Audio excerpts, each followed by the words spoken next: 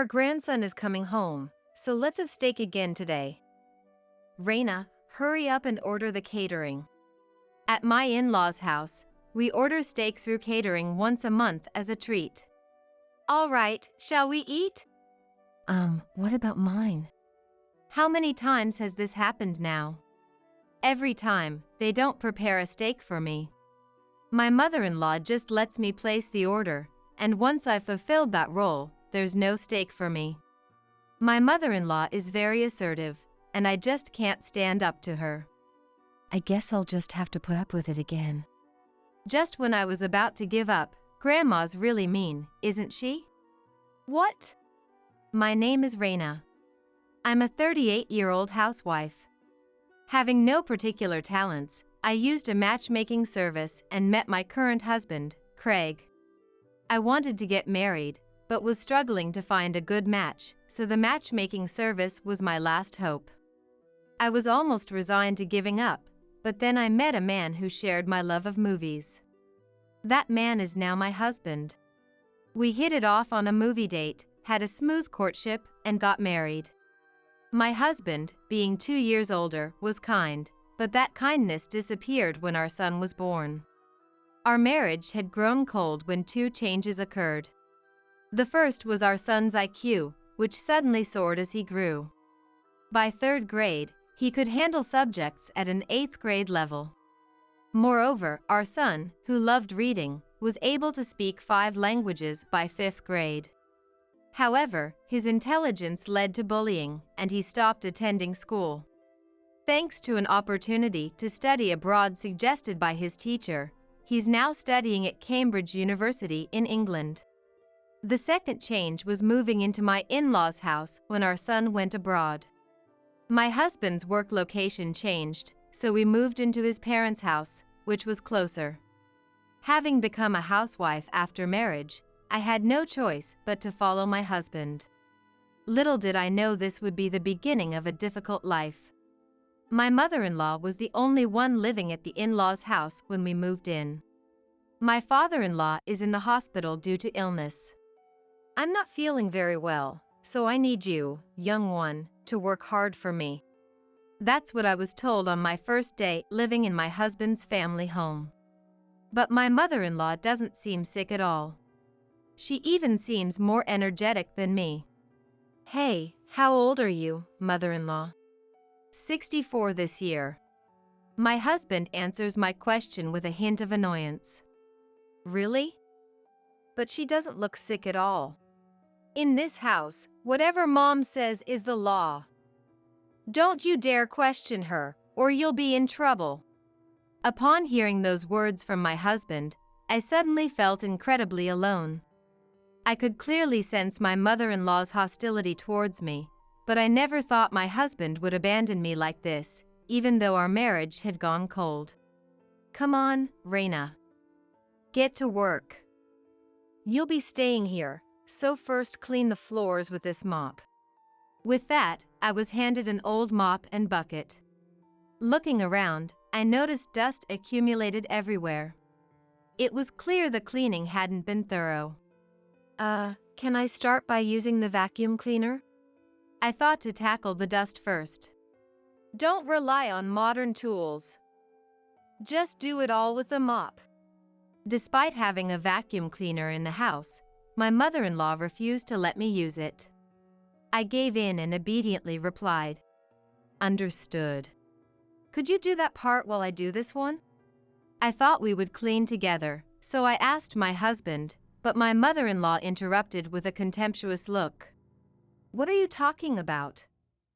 Craig and I will chat and rest here. You clean by yourself. But the house is unnecessarily big with 6 beds, 3 baths. It was impossible for me to clean it all alone. Also, do the dishes that have piled up, please. I was already at my limit with the floor cleaning, and now she was adding more demands. I can't handle it all. This house is too big. Oh, really? Then I'll allow you to use the vacuum for $10 every 10 minutes. How's that? That's too expensive. You can't even pay $10? What a poor daughter-in-law. My husband didn't lift a finger to help me, even as I was being mercilessly belittled in front of him. Moreover, he said, "It looks bad to squat and talk while mopping." When it was just the two of us living together, the lack of conversation was manageable. But since coming to his parents' house, my husband's cold behavior had turned into something like psychological abuse. "Let's have steak today. I know a delicious place." With that, my mother-in-law called for catering. My arms ached, but I somehow finished the cleaning and dishes. And right when I finished, the catered steak arrived. I worked hard for this. I was beyond excited for the steak. Ever since I heard that we'd be ordering steak, I put extra effort into cleaning. My mother-in-law said it was going to be an expensive steak, and I couldn't help but wonder just how delicious it would be. My stomach seemed to growl just thinking about it. "Raina, please pour some water." My mother-in-law's tone was commanding and cold, but I could endure it all for this moment. I absolutely love steak, especially filet mignon. Once I finished pouring the water, the ordered steaks were lined up on the table. "Wow, it looks delicious." "Thank you, mother-in-law." I thanked her with joy. "Huh? What are you talking about? There's no way there's any for you." My mother-in-law responded with a puzzled face. "What? What do you mean there's none?" I felt my heart sink to rock bottom. "I cleaned the floors as you asked, and I have done the dishes," I said weakly, only for my mother-in-law to retort, "That's only natural. It was merely a token of appreciation for letting you stay. Think of it as paying a fee through your actions. Did you think you could live here for free?" I had moved into my in-laws' house due to my husband's work, and it was already nothing short of hell. Yet, I didn't have the money to live on my own. Since getting married, I only received $200 a month for allowance. After buying clothes, cosmetics, and necessities, I cannot save. My savings before meeting my husband were spent on moving expenses and my father's surgery. I thought I would at least be secure as a housewife. I realized how naive I had been. "So what about my dinner?" My mother-in-law seemed completely unprepared for that question and began pondering. Let me think." I felt hurt and questioned my worth. "There are some noodles around, you can eat those." The table held high-quality steaks, and my meal was noodles. This stark difference told the story of my place in this family. They both ate their steaks in silence, never offering me a bite. "Raina, wash this knife and fork thoroughly." The only time I came close to the steak was when I washed the knife and fork after they were done eating. From the very first day, I endured horrible mistreatment, and I was mentally and physically exhausted. One day, during this never-ending cycle, a call came from our son, who was studying abroad. "Mom, long time no see. Hey, you were good at handcrafts, right? What's this all of a sudden?" "I wouldn't say I'm good at it, but I do embroidery as a hobby." "Really? Handcrafts are trendy here in America now, and I was reminded of your work. There are specialty stores here, but even looking back now, the quality of your embroidery is on another level." My son praised me during this rare phone call. How long has it been since someone praised me? I couldn't help but feel happy and even shed a few tears. "Thank you." Only Leo would say something like that to me. My emotions must have transmitted to my son, because he said, "Mom, is something wrong? Your voice is trembling." "What?" My son is learning psychology in school, it seems. He said he has perfectly memorized all human unconscious actions that tie to mental states. Already a high IQ son, he's been further honed by receiving quality education. Now, they say his IQ is even measured at 200. Even as his mother, I can't believe he's the same person. Thanks to that, he has completely seen through my heart. Did something happen with Dad? I remained silent for a moment, then gathered my courage to tell my son about the situation at my in-laws' house. I felt shameful as a parent, but I was grateful to have someone nearby to talk to. So, it's tough every day. When I finished my story, he said, "I'll come home once. It's summer vacation, and I've saved up some money from my part-time job." I insisted that everything was fine, but he wouldn't listen, and my son is coming home soon. Time flew during our long overdue phone call, and an hour had passed. Feeling rejuvenated, I thanked my son and hung up. When the call ended, my mother-in-law approached me with a glare. "That's quite a luxurious long phone call." The energy I gained from my son slowly depleted as I dealt with my mother-in-law. I'm sorry. More importantly, we're having a block party at our house tomorrow. Take care of the shopping. With that, my mother-in-law handed me a long list of items and left.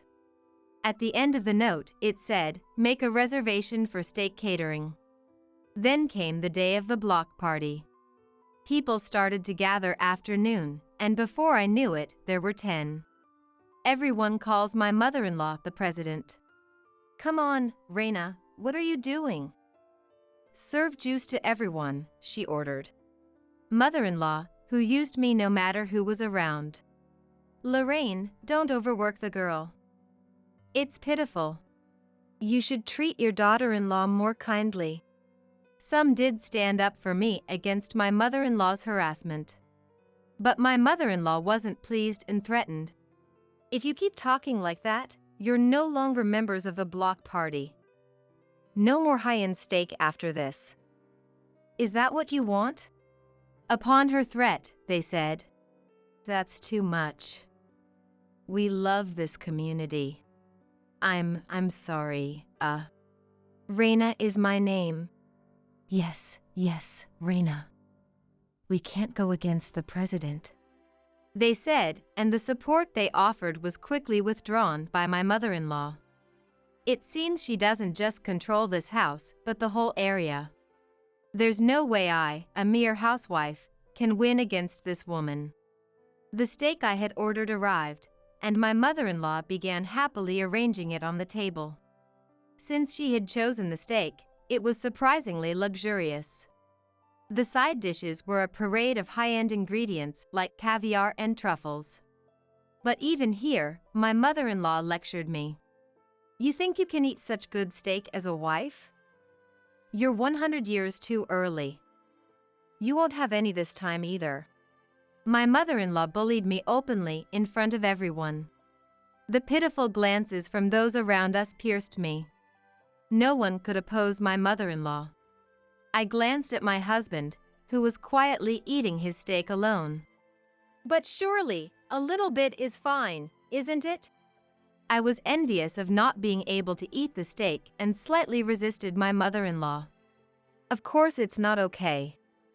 But I'm not a demon. I bought beef noodles for you this time, so I'll give them to you," she said, handing me a serving of noodles. Upgraded from ordinary noodles to beef noodles. But what I wanted to eat was steak. I finally lost my patience and raised my voice. "Mother-in-law, this is too much. I prepared everything for today's block party. And yet you treat me like this?" "So, is this true? You prepared all this by yourself, Reina." "Lorraine, couldn't you be a little kinder?" With my words, everyone's eyes turned to my mother-in-law. "You all better not get carried away, or you'll be treated the same as this useless son's wife." My mother-in-law countered with determination. Everyone lost to my mother-in-law's intimidation, and no one said anything back. "Reina, you remember what I told you before? You must obey mother in this house." "But then," my husband suddenly raised his voice. I was surprised by that voice, and my body flinched. Obey mother's instructions quietly.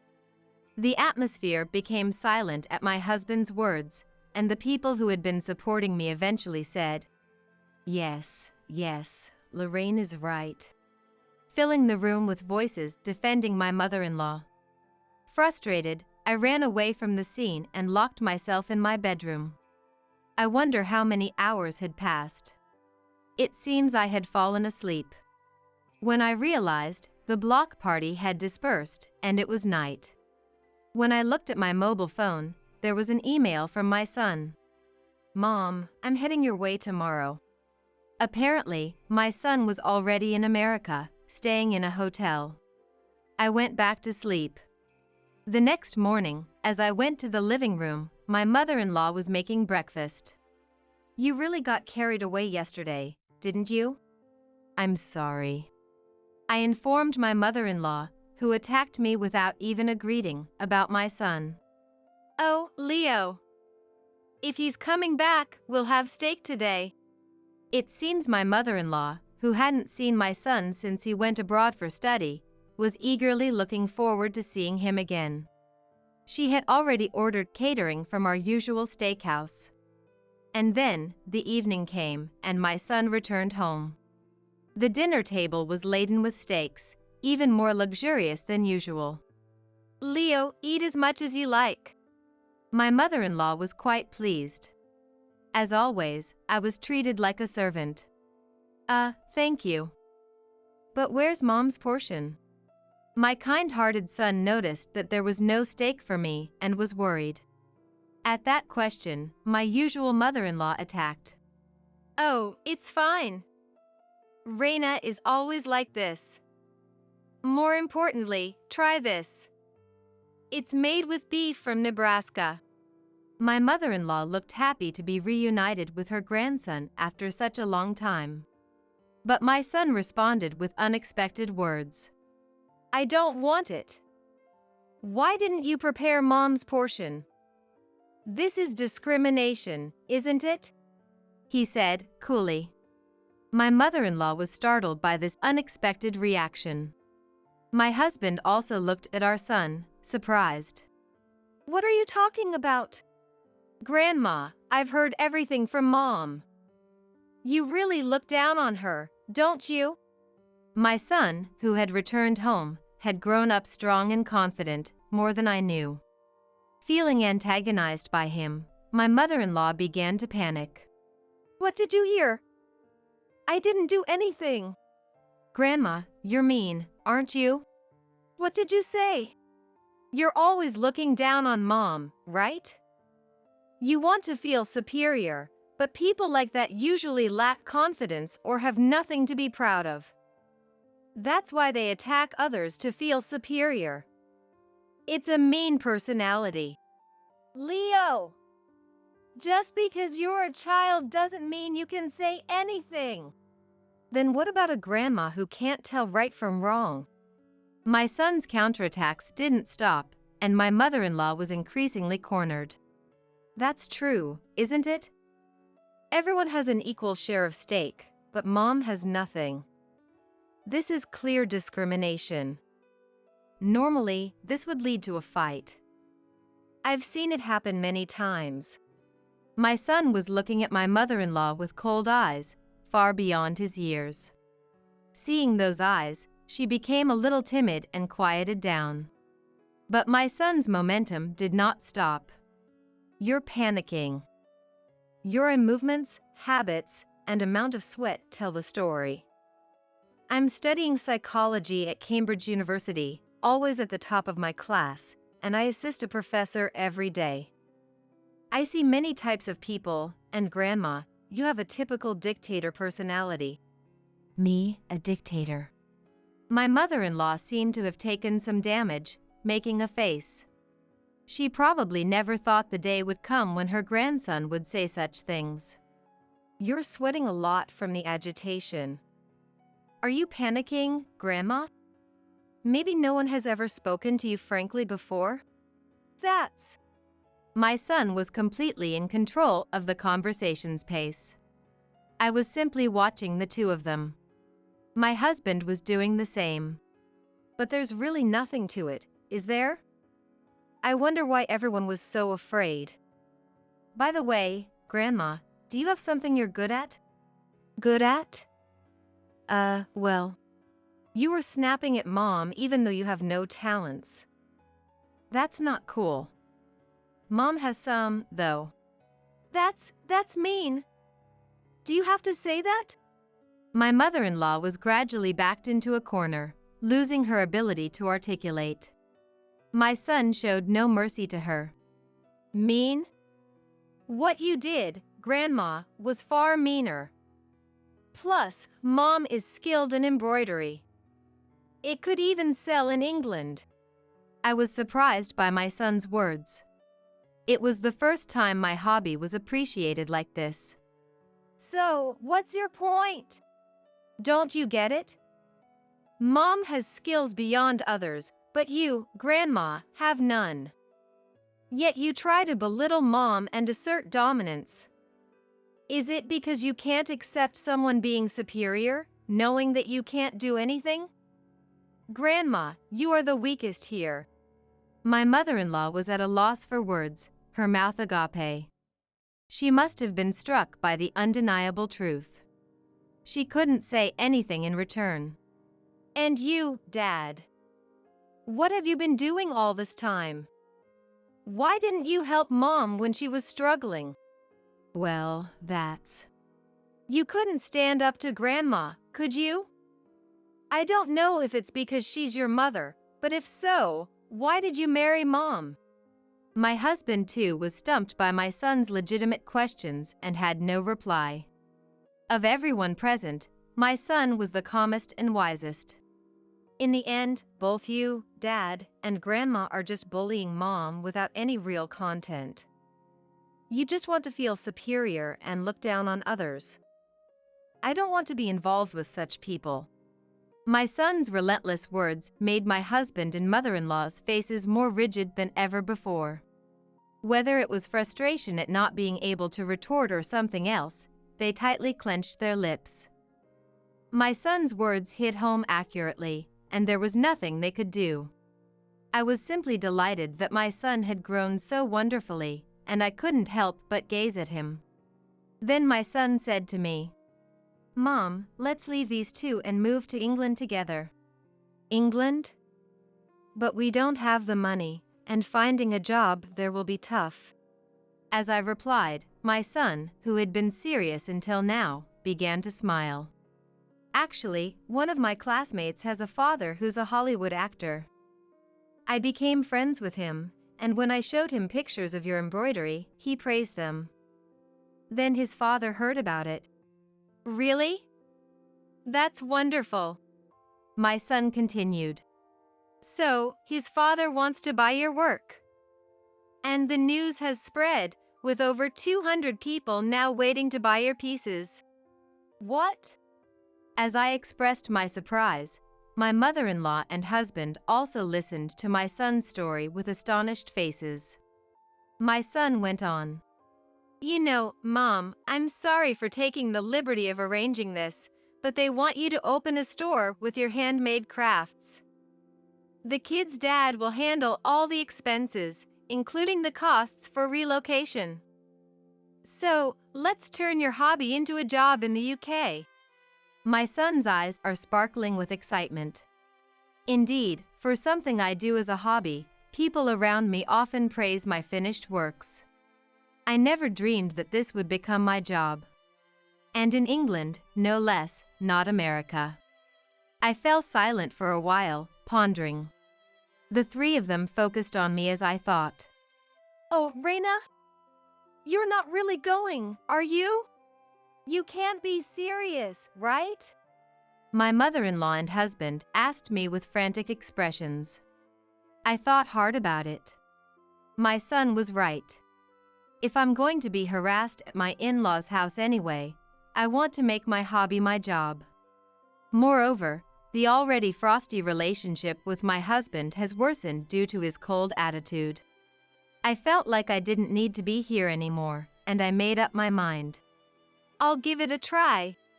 I accepted my son's proposal. My son was overjoyed at my answer, and my mother-in-law and husband wore shocked expressions. I decided to say it plainly. That's it. I'm divorcing you. I'm tired of being with you and being oppressed by your mother. Let me be free. With that, my husband slumped and said, "All right." My mother-in-law was ranting until the end, but I didn't catch any of it and don't remember. And so, the divorce was finalized without fuss, and I was freed from my in-laws' house. Now, I'm busy in England, preparing to open a shop. I insisted on making all the products by hand. This may be the most fulfilling time in my life. Later, I heard from my son that right after I arrived in England, my former mother-in-law stumbled at the entrance and ended up in the hospital. When she was injured, my former husband didn't know what to do, so he called an ambulance, but as she was being carried away, she ranted and raved, her complaints echoing throughout the neighborhood. This incident led to the block party members finally distancing themselves from my former mother-in-law. Since they were merely members who had quietly obeyed under intimidation, there were no real friends around her. My son apparently still keeps in touch with my former husband. It seems my former husband is doing all the housework by himself since my former mother-in-law was hospitalized, and with increased expenses, he has started working a late-night part-time job. The two who had continued to torment me have now begun to fall in life.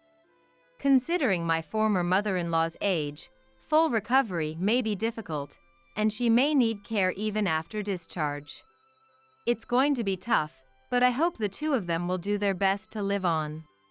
I am steadily working on products for the opening. My son is helping with the interior decoration of the shop next door. Although the idea of moving abroad was scary at first, my son is helping me wholeheartedly, which is very reassuring. My son, who rescued me from a painful in-law family. Now, as a mother, I will do my best to support my son as I finish the last piece. Violet, today's a family trip, okay? So we're going to have fun just with the family. As I stood there, speechless, unable to respond to my husband Frank, my mother-in-law Chanel spoke up. You really can't take a hint, can you? Stupidity must run in the family. Oh, how dreadful. What kind of upbringing did your mother provide you with? I really despise dealing with such stupid poor people. Did you actually think you could become part of our family? I've mentioned this before, haven't I? I'm not opposed to the idea of divorce. So, please go ahead and divorce Frank. It's a good thing you haven't had any children yet. Upon hearing Chanel's words, I opened the envelope Frank had given me. Inside was a completed divorce application form. When we got married, "Your smile is the best bouquet for me, Violet," Frank had said, slipping a silver ring onto my ring finger. I thought I could have a happy life with him. Chanel insulted my mother. She has no idea how my mother struggled to raise me and provide me with an education. My father-in-law Alex insulted my dad. He measured him by his own standards, unjustly judging his character. The Frank who used to send me bouquets on my birthday every year is gone. I've taken your love letters to heart. What day is today, Frank? You don't remember, do you? I didn't want to receive such a love letter on this day. But is that really what you think? Have you ever considered what you truly want? Either way, you've chosen your parents. That's all there is to it. Goodbye. Go to hell on that plane. I will never forgive you. I am Violet Miller, 35 years old. My parents divorced when I was in high school, and I've lived with my mom ever since. However, my mother passed away from an illness when I was 32. Then, 2 years ago, I happened to marry Frank, a year older than me. I met Frank while working a part-time job as a waitress at a nightclub. After losing my mother, I was in dire need of money. Despite my anxieties, I had no other choice but to dive into the nightlife. Frank was a customer there. Initially, he was brought along by an acquaintance, but eventually, he started coming by himself. Frank seemed to take a particular liking to me, visiting daily to see me. "Violet, you're the closest to my ideal woman I've ever met," he would say, drinking expensive liquor. He was a generous customer, and I learned that his father owned a company, with Frank being the heir apparent.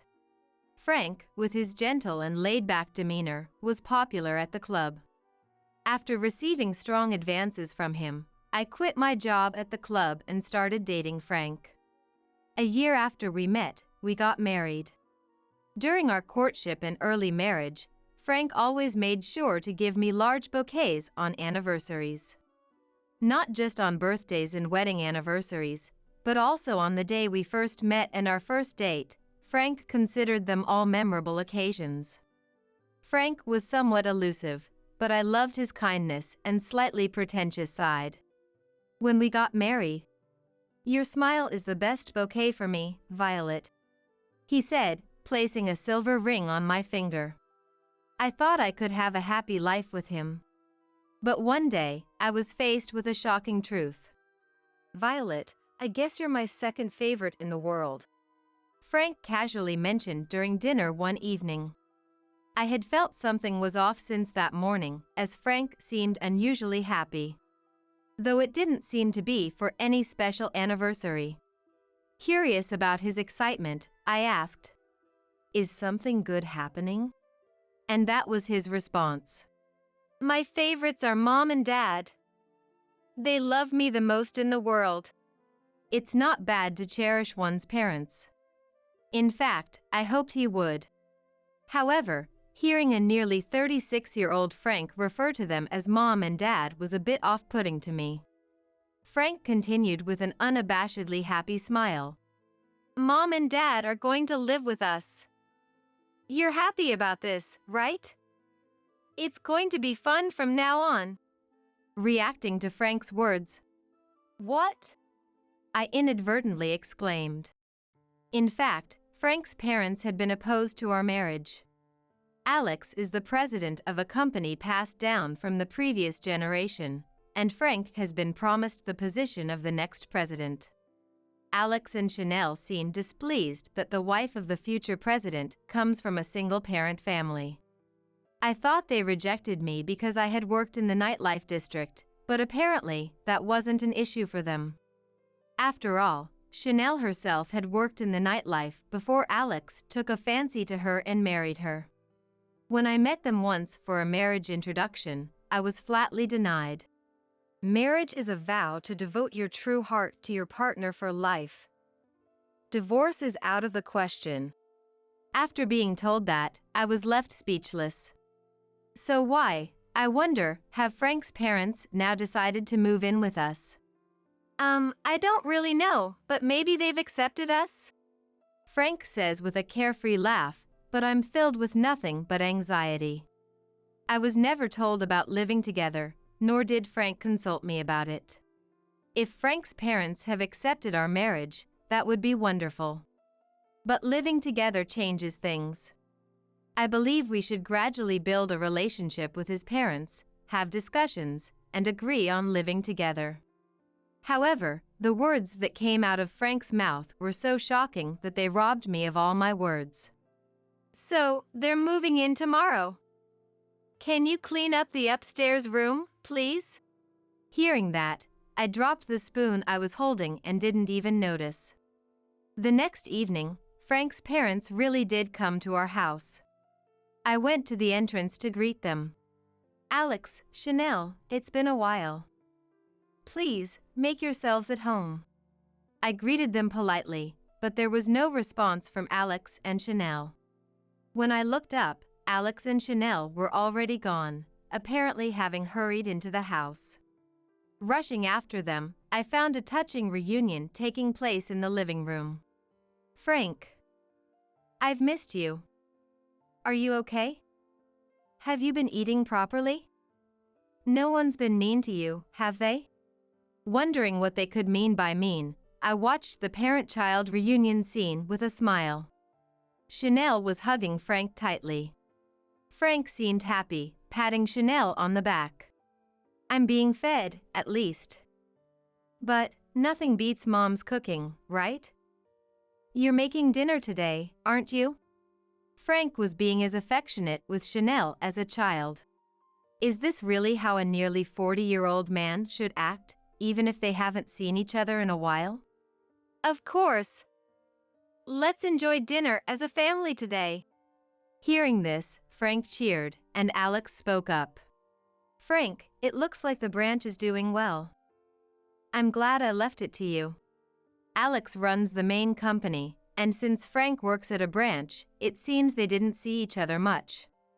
Yeah, everything's going smoothly.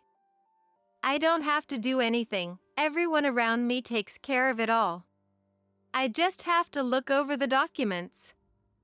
Work is so easy. I had never deliberately asked about Frank's work. Being the future president, I assumed he was handling his responsibilities commendably. But hearing their conversation made me suddenly anxious. Frank doesn't need to struggle. Leave the work to others, and you just enjoy your freedom. That's why we've surrounded you with competent people. Hearing Chanel's words, Frank nods obediently. Seeing this made me dizzy. Can a business really be run like this in today's world? Feeling a bit unsteady, I headed to the kitchen to make coffee. Then, could you not enter the kitchen without permission? Chanel told me, stopping me in my tracks. From today, that's my domain, so don't you dare enter without permission. And later, clean up all those tacky utensils you have there. Chanel said this without looking at me and then went back to conversing with Frank and Alex in the living room. I was so taken aback by the suddenness of it all that I just stood there, trying to process what was happening. Then Alex said, "Hey, how long is that outsider going to stand there? It's bothersome, so get lost." With that, he shooed me out of the living room like chasing away a dog. With my mind still not fully comprehending what had happened, I headed to my room. Finally managing to open the door and lock it, I just collapsed to the floor. Tears started to flow involuntarily. Frank, it's like they haven't accepted me at all. Can I really get along with Alex and Chanel from now on? With Frank acting the way he does, he'll definitely never stand up for me. I sat there, hugging my knees and crying. How much time has passed? Looking at the bedside clock, it was past 7 p.m. I left my room and quietly peeked into the living room. There, the three of them were enjoying a meal, seemingly prepared by Chanel. I couldn't tell what they were talking about, but they seemed to be having a good time. Just as I was about to sigh and return to my room, it happened. Oh, Violet. Come here. We're going to be living together, so let's get along. Chanel said, surprising me. Her attitude was a complete turnaround from before. Alex also added, Chanel's cooking is really delicious. Please, have some. With kind words I couldn't believe came from the same person who had shooed me away like a dog. As I nervously approached the dining table where they were sitting, Chanel pulled out a chair for me to sit. Right, Violet, we were talking about going to Australia next month. Mom and Dad love Australia and often visit, but we haven't had our honeymoon yet, have we? We thought it might be a good idea to combine the two. The idea of a honeymoon was delightful, but the thought of going with Alex and Chanel was less appealing.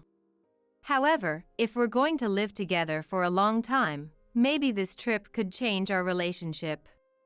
With hope, I decided to go on the trip to Australia. I've been thinking, and I realize that divorce can be unavoidable in some cases. After all, a husband and wife are ultimately strangers. I think your parents also had their reasons for their divorce. So, I'm not against divorce anymore, please be at ease. Chanel told me, and I felt a bit relieved. However, I couldn't help wondering why their attitudes had changed so drastically in just a few hours. Perhaps Frank had spoken to them. Even though he says his parents are the most important, he has always treated me with great care. Despite my lingering anxieties, I knew it was important to make an effort to meet them halfway. We're going to be sharing much of our lives together, so it's important to build a good relationship. I made up my mind to do just that. A month has passed, and today is the day of the trip to Australia. Honestly, I thought the arrival of Frank's parents marked the beginning of hell. Unexpectedly, I was accepted as a family member and have lived peacefully up to today. Alex and Chanel apparently hadn't sold their previous home and spent most of this month there. Perhaps not seeing Alex and Chanel often was why I was able to live peacefully. Frank would sometimes come home, but he started visiting his parents' house more frequently. Though I felt a bit lonely, I also enjoyed some freedom for the first time in a while. And today is the long-awaited family trip to Australia. Having not traveled with family since my mother passed away, I was genuinely looking forward to this day. I hope to deepen my relationship with Alex and Chanel on this trip and to be fully accepted as Frank's wife. Alex and Chanel and Frank were going to the airport directly from their house, so I took my luggage and headed to the airport myself. Since there's no airport in our town, I had to take a bus for several hours to a town that does. Even so, there's no direct flight to Australia, so I need to take a connecting flight domestically. It's quite a hassle, but the thought of an enjoyable trip makes it all worthwhile. Moreover, today is a special day for me. So, I believed this would indeed be a memorable trip. When I finally arrived at the airport, Alex and Chanel and Frank were already there, chatting happily. I ran up to them and said, "Good morning. You all are early." But no one responded, as if they hadn't heard me. As I tilted my head in confusion, Chanel turned to look at me. At the same time, "That doesn't matter. Give me Frank's passport," she said indifferently. I handed over Frank's passport, which I had brought from home, to Chanel. Chanel continued, "Traveling abroad is risky with cash, right? You didn't bring any, did you? If you did, I'll hold on to it for you. Hand over any cards to Frank." Not having much experience with overseas travel, I thought that was normal, so I handed over the cash I brought for emergencies to Chanel and all my credit cards to Frank.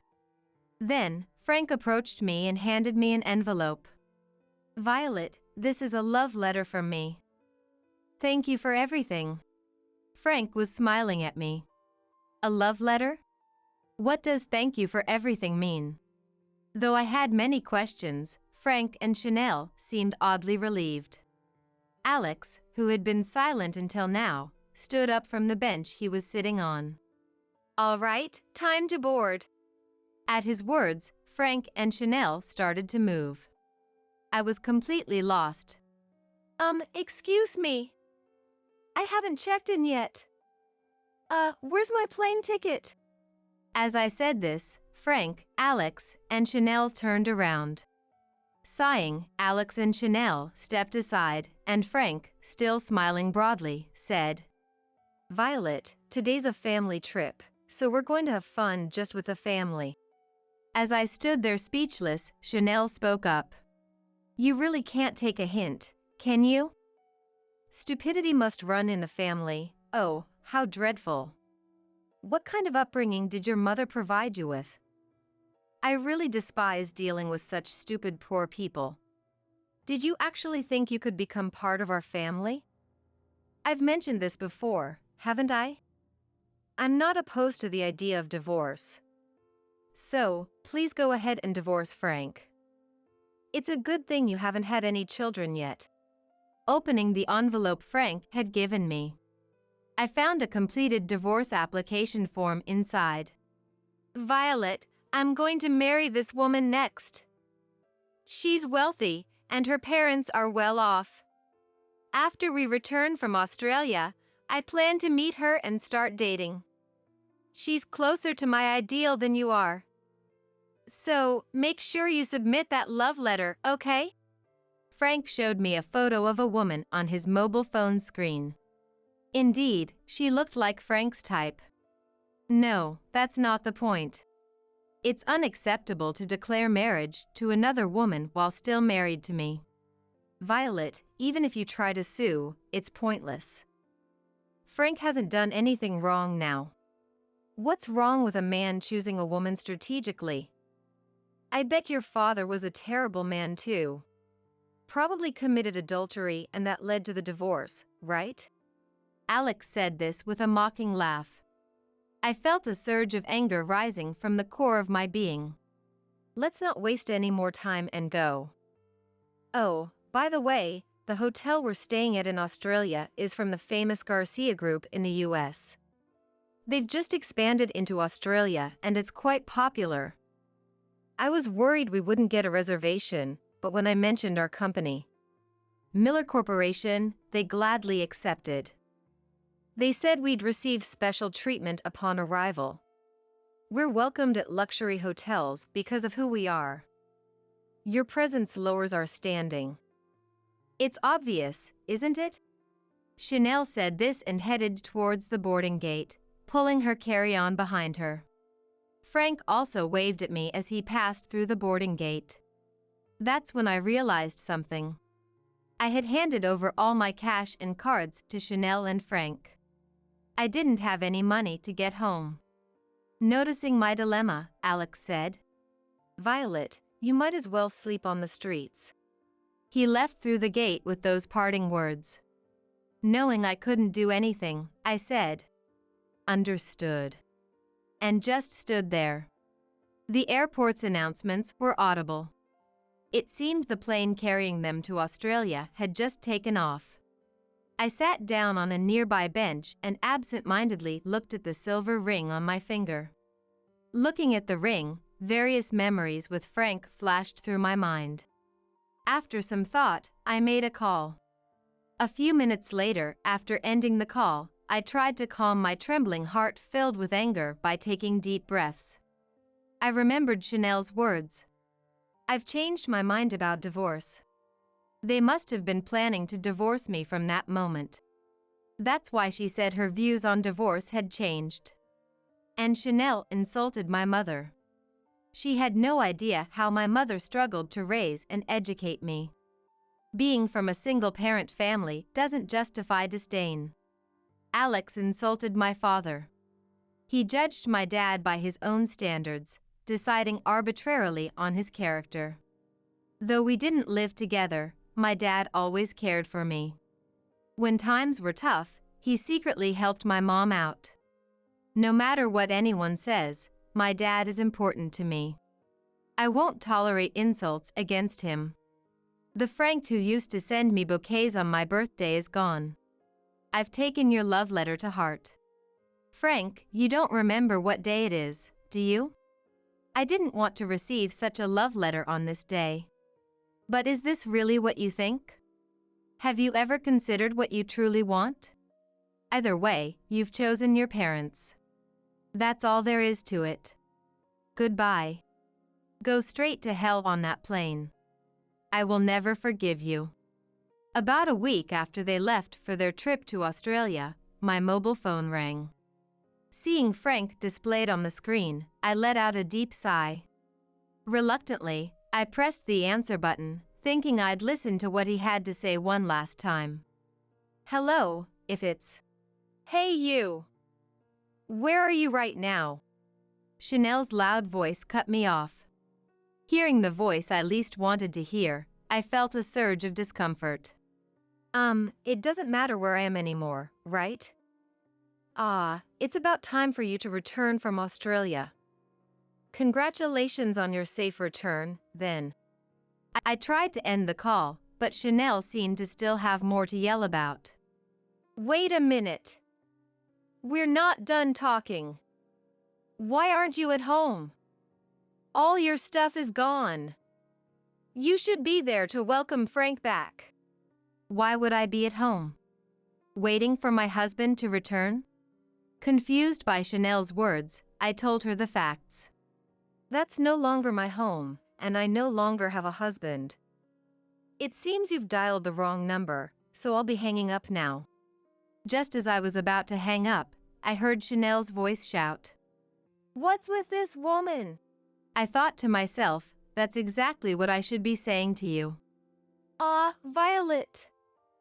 It's me, Frank. Something happened in Australia, and Mom's quite upset. Violet, aren't you coming back to our place? I firmly said. I won't be returning. After all, it's no longer my home. Frank, can you put the phone on speaker and tell me what happened in Australia? Frank did what I said and turned his mobile phone into a speaker. Frank did as I asked, and I could hear Chanel complaining in the background. According to Frank, their stay in Australia went like this. A few hours after their flight, they landed safely in Australia. They proudly headed to a hotel managed by the Garcia Group. When they announced themselves at the check-in desk, the staff reacted and signaled something. Suddenly, people in the hotel's spacious lobby started dancing around Frank's family. Likely a flash mob.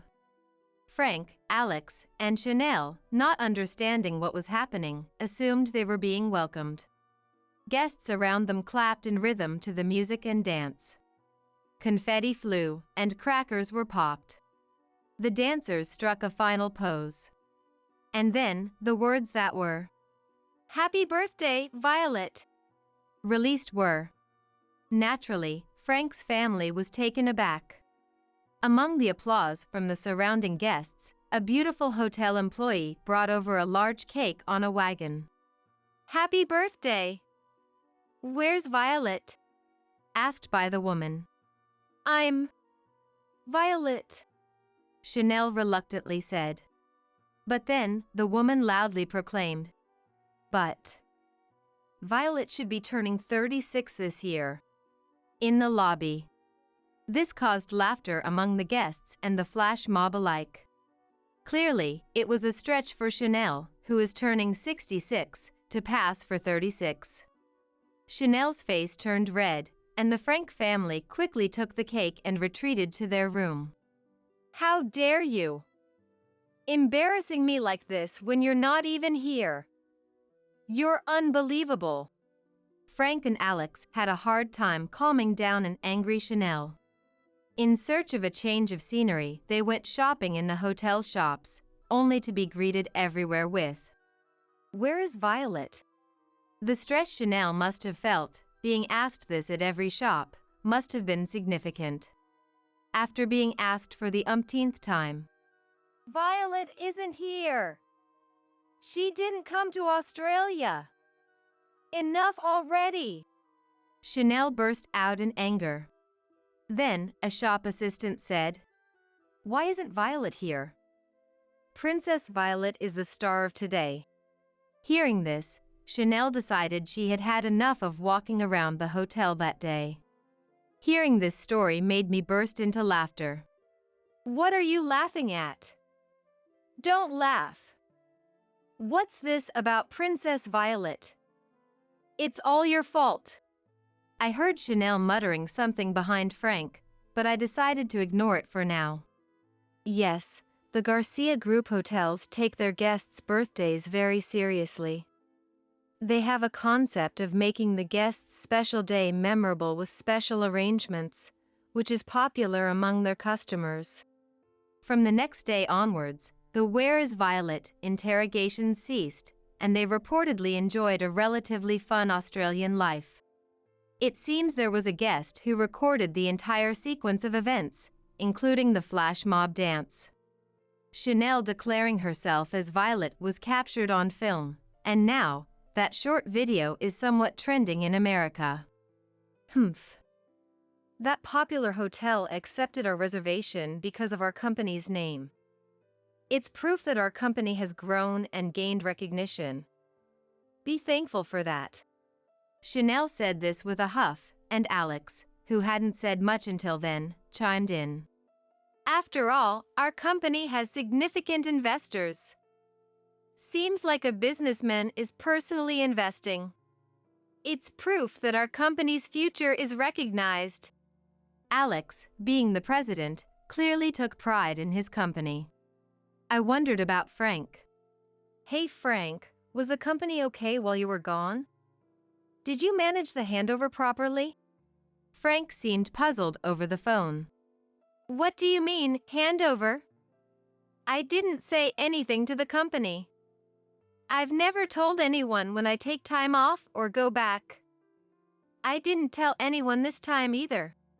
Hearing this, Alex asked in surprise. You didn't do a handover? Not even to the executives? Is everything okay? Haven't you received any calls from the company? Reminded by Alex, Frank said. Oh, I left my company mobile at home. Let me check. After checking his room, Frank exclaimed over the phone. What is this? It seems like the company called a lot. 500 missed calls. Suddenly, the phone became noisy, with apparent trouble brewing. Violet. It's an emergency. I'll call you back. With that, the call ended. I felt no sympathy for them, considering it was his responsibility. Weeks later, I had some business at Frank's house and decided to visit. When I rang the doorbell, Frank answered, even though it was the middle of a weekday. Oh, Violet. You've come back. Frank looked a bit haggard. No, that's not it. I came to return this, I said, handing over a small bag containing the silver ring. It was no longer needed by me, but too valuable to simply throw away, so I decided to return it to its original owner. Despite my lack of sympathy, I was curious about their current situation. Frank accepted the ring, his face a mix of emotions, looking almost like he was about to cry. I thought it was unfair for him to make such a face. If he was going to make that face, I wished he had stood by his decisions from the start. But such wishes were now empty. And nothing could change the fact that we were over. Then, the tearful Frank spoke. The company, everyone working there, they've quit. I had suspected some kind of trouble at the company, but didn't imagine that all the employees would leave. According to Frank, he had indeed left for Australia without arranging any handover. With no one to make important decisions in his absence, the company faced a crisis. No one could reach Frank by phone, causing inconvenience to multiple business partners. Exhausted by Frank's actions, the executives who had supported him decided to resign one after another. Feeling the company's situation turning dire, other employees also took the opportunity to resign. Effectively, the branch Frank was in charge of ceased to function. Urged by Frank, I entered the house. In the living room, a weary Chanel was sitting on the sofa. Alex was seemingly running around trying to manage the situation. Frank, deemed better off not moving, was on home standby. What are you doing here? You, a lowly poor person, wouldn't understand the troubles we have. Her rudeness was unchanged. I felt a slight urge to help, but Chanel's words quickly dispelled it. Chanel, no souvenirs from Australia? Being left at the airport is pretty harsh, isn't it? I said this with a smile, laced with sarcasm. Chanel glared at me. How did you get back that day? You shouldn't have had any money. Ah, so taking my cash and cards was deliberate after all. Yes, I was in quite a bind. So, I called my dad. He told me to stay at one of his hotels nearby for the night. Frank and Chanel's eyes widened at my words. It seemed they didn't understand what I meant. Luckily, there was a room available. It was my birthday that day, so I received the same flash mob celebration at the hotel you guys experienced. It was very touching. Chanel's face turned red. The memories of that day must have been traumatic for her. Then, with her face still red, she asked me, "The same celebration? Which hotel did you stay at?" "Surely not," I answered with a smile. "Yes, the same Garcia Group Hotel. They have a wide network, and there was one near the airport." Chanel seemed even more confused. She keeps asking me questions with wide eyes. "Wait. Even we barely managed to book a room there. How could someone like you stay at such a hotel without a reservation?" Before I could answer Chanel's question, a loud noise came from the entrance, and Alex entered the living room. "It's terrible. Our main investor said they're pulling out. It's over." Alex sat down, holding his head. Frank, realizing the gravity of the situation, looked panicked, his face pale. Chanel, who had been red-faced moments ago, now turned pale, looking despairingly at Alex.